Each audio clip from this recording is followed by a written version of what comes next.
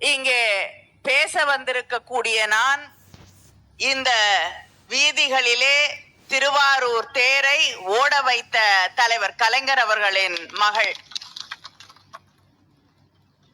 தன் வாழ்நாளெல்லாம் கடவுள் மறுப்பை மனதார ஏற்றுக்கொண்ட ஒரு தலைவனின் மகள்.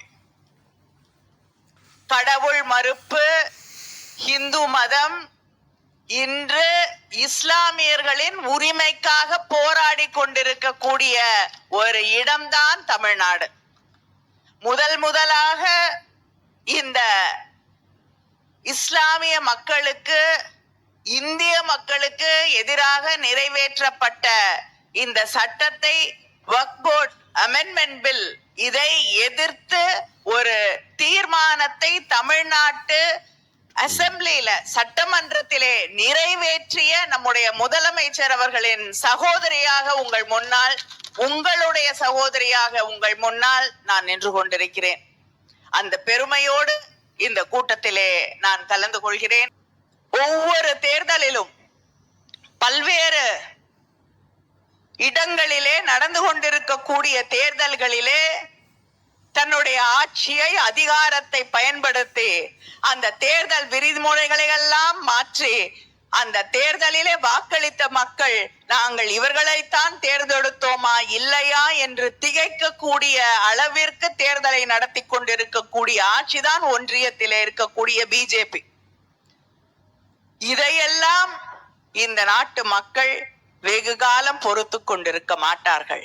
ஏனென்றால் தமிழ்நாட்டிலிருந்து இந்த புரட்சி கிளம்புகிறது, வெடித்திருக்கிறது. இதற்கு எதிராக நம்முடைய முதலமைச்சர் அவர்கள் சட்டமன்றத்திலே தீர்மானம் நிறைவேற்றி இருக்கிறார்கள். அவ்வளவு அவசரமாக இரவு 2:30 மணி வரை உழைத்து ஒரு சட்டத்தை கொண்டு வந்த பிஜேபிக்கு எதிராக நம்முடைய முதலமைச்சர் அவர்கள் முதல் குரலை ஆணித்தரமாக எழுப்பியிருக்கிறார்கள். தமிழ்நாடு இந்த சட்டத்தை என்றும் ஏற்றுக்கொள்ளாது, இது ஒரு கருப்பு தினம் என்று அறிவித்திருக்கிறார்கள், அறைகூவல் விடுத்திருக்கிறார்கள். அதனால் தமிழ்நாட்டிலிருந்து இந்த எழுச்சி இன்று நாடு முழுவதும் நிச்சயமாக பரவும். இது வெறும் அங்கே இருக்கக்கூடிய உச்ச நீதிமன்றத்தில் மட்டுமே நியாயம் கேட்டுக்கொண்டு இருக்கக்கூடிய குரலாக இருக்காது என்பதை பிஜேபி உணர்ந்து கொள்ள வேண்டும். இது மக்களின் குரலாக, மக்களின் புரட்சியாக, மக்கள் மௌனமாக இன்னும் இதை சகித்துக் கொண்டிருக்க மாட்டார்கள். டெல்லியை மாற்றக்கூடிய புரட்சியாக இது நிச்சயமாக மாறும் என்பதை நான் அவர்கள் கவனத்திற்கு எடுத்து சொல்கிறேன். இந்த குரல் இந்த திருவாரூரின் வீதியிலே எழுந்த குரல் தான் தமிழ்நாட்டை, இந்தியாவை மாற்றி அமைத்த நம் தலைவர் கலைஞர் அவர்களின் குரல்.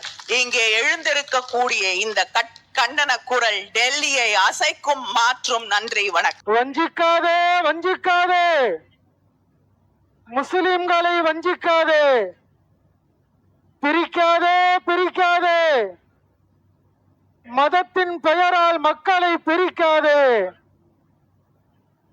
பிரிக்காதே, பிரிக்காதே, மதத்தின் பெயரால் மக்களை பிரிக்காதே.